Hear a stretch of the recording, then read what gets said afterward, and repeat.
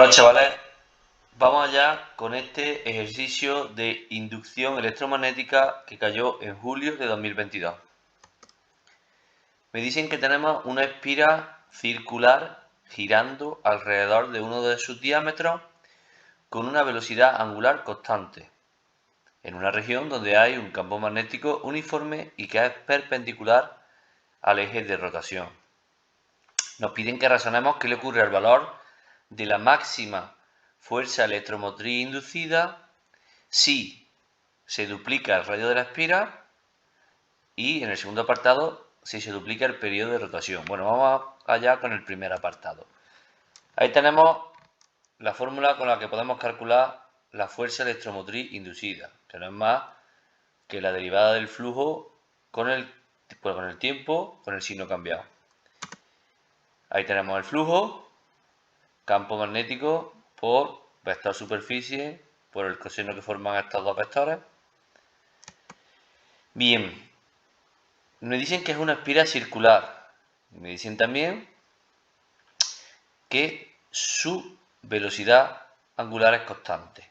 Por tanto, podemos utilizar la fórmula del movimiento circular uniforme, que sería esta. Es decir, es muy parecida a la del movimiento rectilíneo uniforme, pues cambiando posición por ángulo y cambiando velocidad por velocidad angular.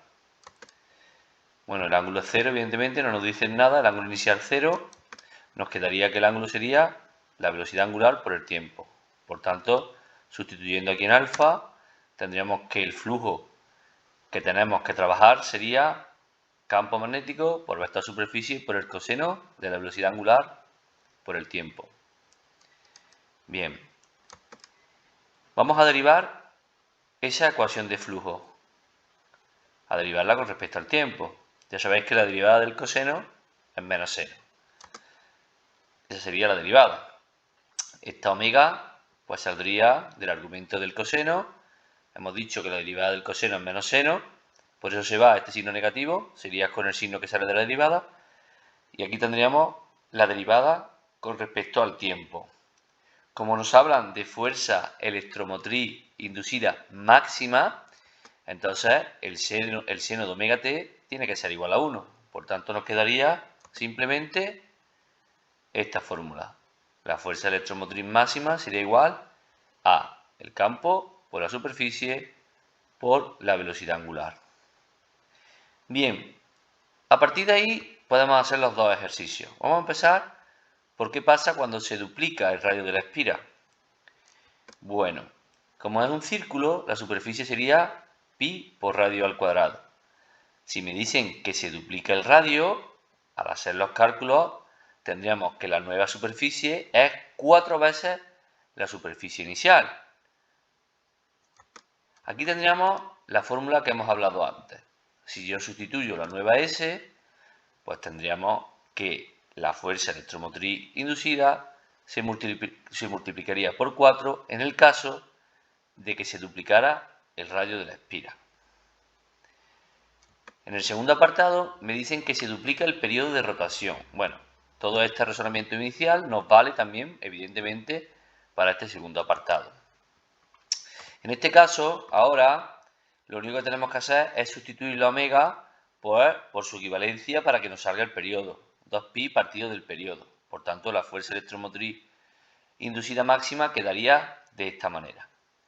Y ahora, haciendo unas cuentas muy similares a las que hemos hecho antes con la superficie, pero en este caso con el periodo, pues sustituyendo el periodo por 2t, porque nos dicen que se duplica el periodo de rotación, pues tendremos que la nueva fuerza electromotriz inducida máxima sería la misma que antes, pero dividida por 2, es decir, que se quedaría en la mitad. Vale, pasamos al B. Es un ejercicio de cálculo. Tenemos una bobina circular de 75 espiras con 3 centímetros de radio, 0,03 metros, y nos dicen que está dentro del campo magnético cuyo módulo aumenta a un ritmo constante de 4 a 10 teslas en 4 segundos. Es decir, que aquí lo que va a cambiar es el campo magnético. la dirección de este campo magnético, me dicen que forma un ángulo de 60 grados con el eje de la bobina, más o menos como hemos pintado aquí.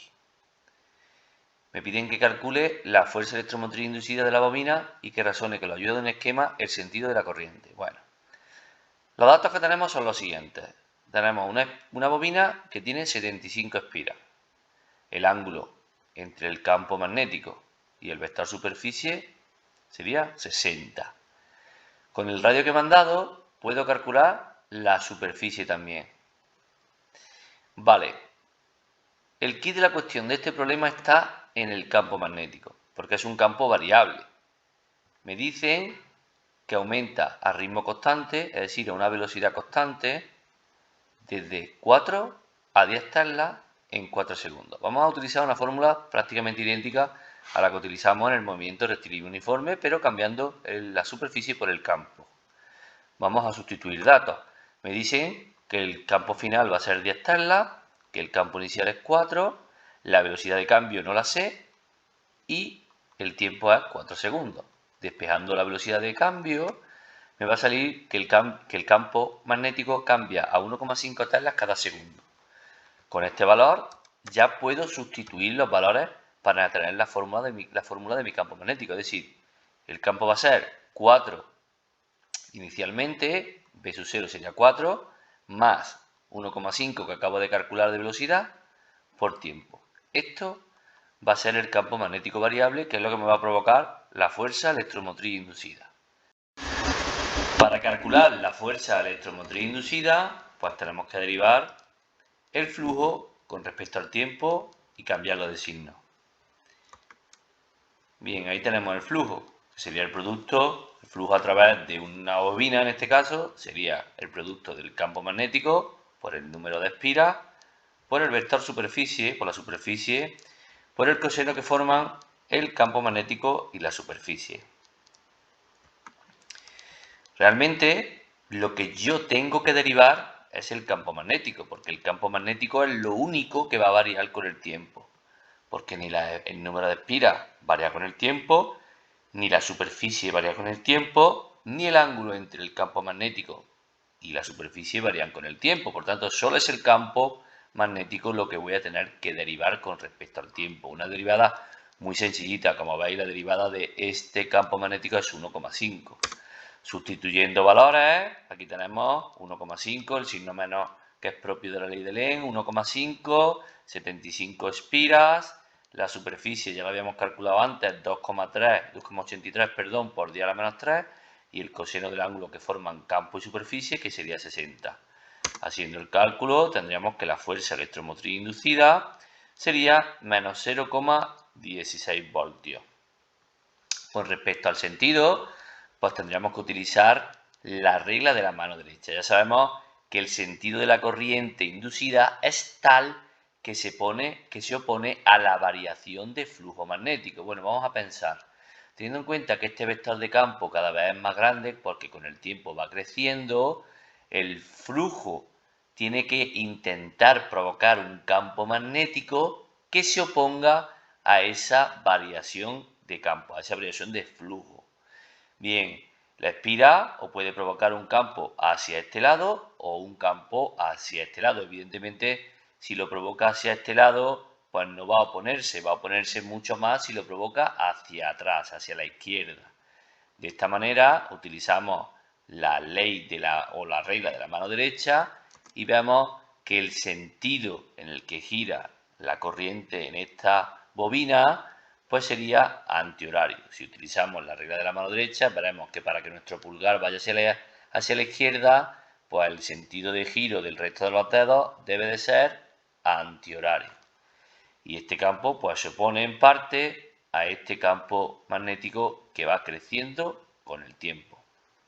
Segundo de este ejercicio B. Nos dicen que si la bobina pudiese girarse, que razonemos cómo debería orientarse para que no se produjera corriente y para que la corriente fuera la mayor posible. Bueno, en este caso, pues tendríamos que ver, como siempre, el ángulo entre el campo magnético y el vector superficie. Los dos casos extremos serían los siguientes.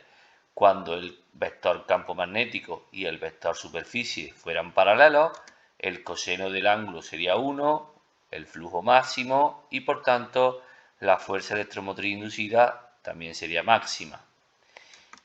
En el caso contrario, si el vector campo magnético y el vector superficie fuesen perpendiculares, el coseno del ángulo que forman sería 0, no podría entrar el campo magnético en la bobina, flujo 0, y por tanto no se induciría ningún tipo de corriente. Pues muy bien, aquí os dejo otra lista, una lista de reproducción de otros problemas de campo electromagnético y también un enlace por si queréis suscribiros al canal. Un saludo.